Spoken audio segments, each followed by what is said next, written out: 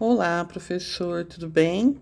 Vamos falar agora, terminar o nosso resumo, do pequeno manual antirracista.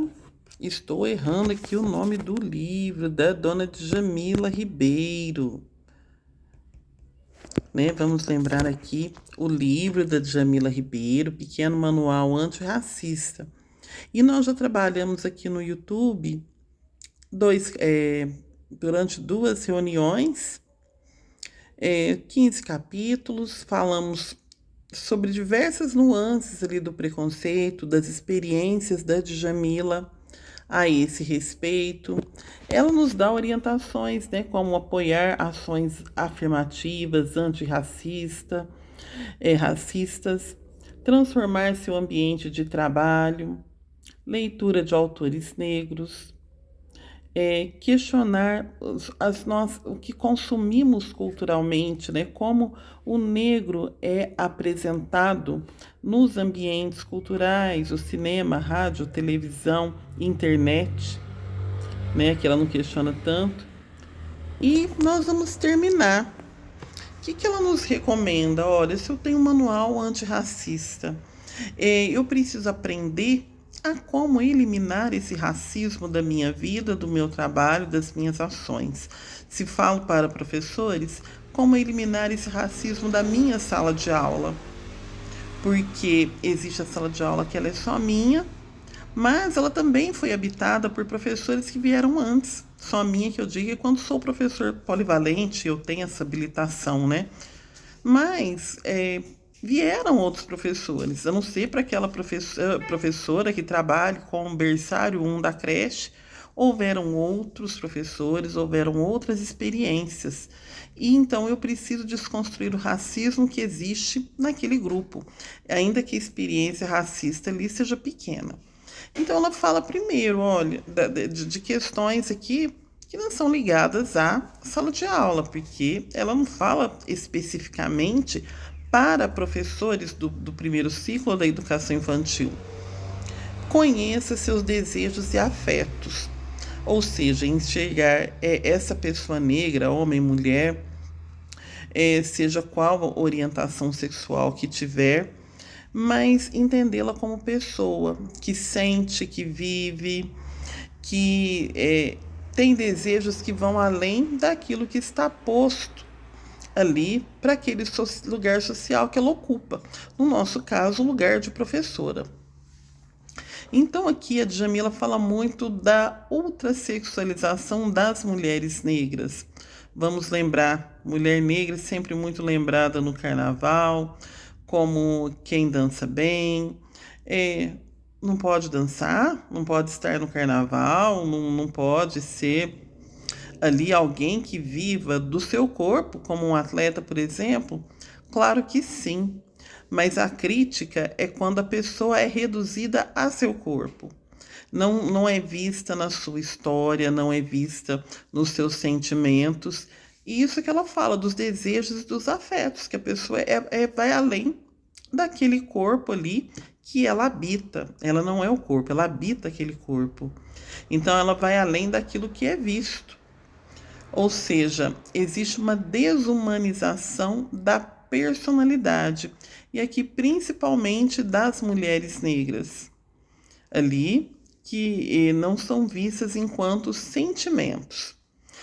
Aí a Djamila nos fala disso, da importância do resgate do amor na vida das mulheres negras, porque hoje se fala muito da solidão da mulher preta, não é? Porque a mulher branca, a mulher de outras etnias, vamos pensar que a mulher, vou usar o termo parda para vocês distinguirem aí, da mulher preta retinta, da mulher que tem a gota de sangue branco, que talvez possa fazer com que alguém que queira ali com ela um relacionamento a enxergue mais branca do que negra e a valorize mais do que valorizaria se ela fosse retinta, não é? Então essa pessoa ela precisa resgatar um amor, não o amor de outra pessoa por si, mas principalmente o amor próprio, para que aí realmente ela tenha um amor de outra pessoa por si própria.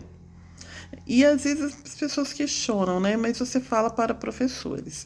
Estou aqui falando a fala de Djamila. Mas eu falo aqui também para o professor negro, que é visto em segundo plano em relação ao professor de um outro grupo racial, a professora, principalmente, né? Não estou falando aqui de um amor sensual, né? Das relações afetivas e tal. Estou falando do amor de si, daquele que se reconhece pertencente àquele lugar, que tem direitos adquiridos pela formação que obteve a ocupar aquele lugar. Se fala muito da síndrome da impostora. E eu demorei a entender o que era. Claro que a Djamila não fala disso, né? Mas quando se fala desse amor próprio da mulher preta, e eu digo que eu falo para professores, eu lembro da síndrome da impostora. Ou seja, povo negro, geralmente vindo das periferias, com menores oportunidades de estudo, de inserção, os piores cursos, as piores escolas, no sentido de exigências, de oferecimento de boas oportunidades. Quando ele ocupa um lugar de destaque na sociedade, ele tem essa síndrome de que aquele lugar não lhe pertence, não é? Olha, eu, professora, sentada ao lado de professores como eram os meus, a impressão é que aquele lugar não nos pertence. Então aí é preciso resgatar o amor próprio. Olha, eu tenho uma trajetória, eu vi e venci, como no Império Romano se dizia. E vencer é poder ocupar esse espaço com com as minhas características de mulher negra, de homem negro, de homem ou mulher de uma outra etnia, se sentir subjugado aí por essa condição. Não é? Atentar aos casamentos interraciais, que aí hoje são uma realidade.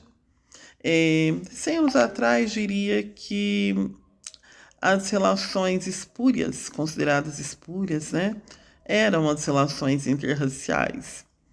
Mas hoje, as relações por escolha também o são.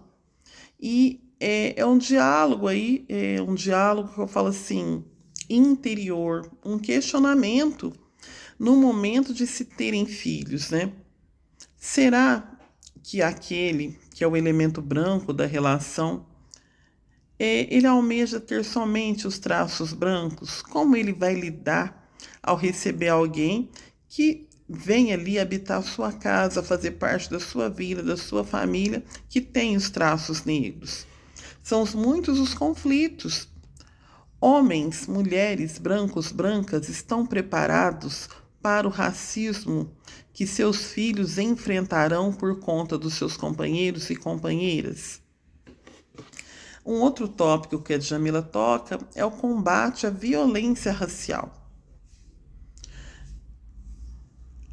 Aqui ela toca num ponto que tem sido muito tocado ultimamente: o genocídio da população negra pela polícia, né, do negro em conflito com a lei ou não, daquele que se suspeita que esteja em conflito com a lei, que é exterminado ali às vezes pela polícia antes mesmo de se esclarecer, do aumento da população carcerária feminina, na maioria das vezes de mulheres negras e com crimes relacionados a práticas criminosas de seus companheiros, né? Um aumento muito da população feminina carcerária em crimes como tráfico de drogas, em que se associam a esses companheiros.